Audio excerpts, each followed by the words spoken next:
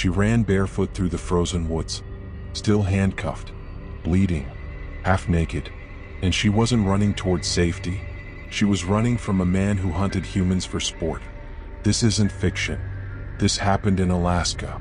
And for over a decade, no one stopped him, because no one was looking. Robert Christian Hansen looked like the last person you'd suspect.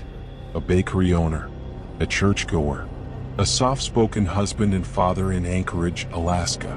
He made donuts for cops, taught his kids to pray before meals, and then, in the early morning hours, he'd drive out to the airport, load a woman into his private plane, fly her into the Alaskan wilderness, and hunt her like game. In 1960, at age 21, Robert set his old high school on fire. He claimed it was a prank, but the police found a different story. In his journal were fantasies of revenge, about women rejecting him, about humiliation, about power. He served time, just 20 months, then walked free, got married, moved to Alaska. New town, new life, new hunt. By 1972, Robert Hansen was settled, running a bakery, raising 2 kids, flying small planes into the Alaskan wild for hunting trips. To his neighbors he was quiet, even kind. To police he was invisible. But behind the garage of his modest home, he built a hidden trophy room. Mounted antlers, photographs, souvenirs from bodies no one knew were missing. His victims weren't from the suburbs. They were dancers, sex workers, runaways, women no one filed reports for. Women who vanished and became statistics, not stories. He had a pattern. Lure them in, promise money, a modeling job, a ride home. Sometimes he'd pay first, make them feel safe. Then came the handcuffs, the chains, the knife. He'd fly them out to a remote area, no roads, no witnesses. He'd let them go, give them a head start, sometimes an hour, sometimes more. Then he'd track them with a hunting rifle, stalking them through thick brush, snow, and silence. When they were too tired, too cold, too terrified to move, he pulled the trigger. Then he'd take something, a necklace, a shoe, a piece of clothing, something to hang on the wall. Not because he forgot them, because he wanted to remember. From 1971 to 1983, women disappeared. Anchorage police had no answers. The wilderness swallowed everything. Some were found, bodies half buried in gravel pits or shallow snow graves. But most? Gone. He flew under the radar, literally. No one suspected the bakery owner. He didn't drink, didn't fight, didn't brag.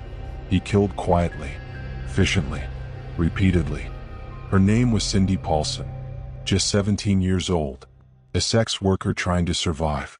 In June 1983, Robert picked her up. He offered $200.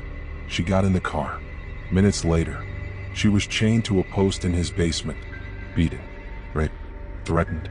But Cindy did something none of the others could. She waited. She watched.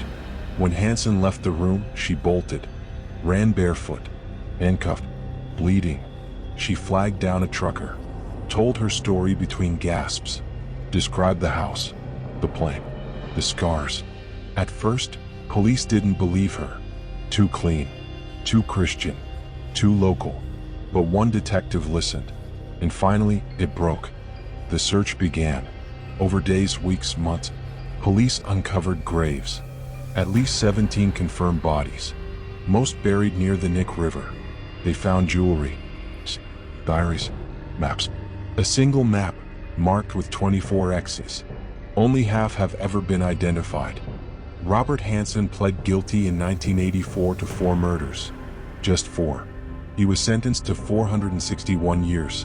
When asked why he did it, he said, "They were nothing. No bodies. I just snapped." But that wasn't true. He didn't snap. He planned. He chose. He hunted. Robert Hansen died in 2014. Natural causes. At the age of 75. He never showed remorse. Never explained the map. Never confessed to all his victims. Today, that Anchorage bakery is gone. The plane rusts in storage. The house was sold. But the woods still whisper. And the snow still remembers the footprints. the ones that never made it back. Of the 24 marked graves on Robert Hansen's map, 11 remain unidentified. No names, no families, just bones beneath the snow.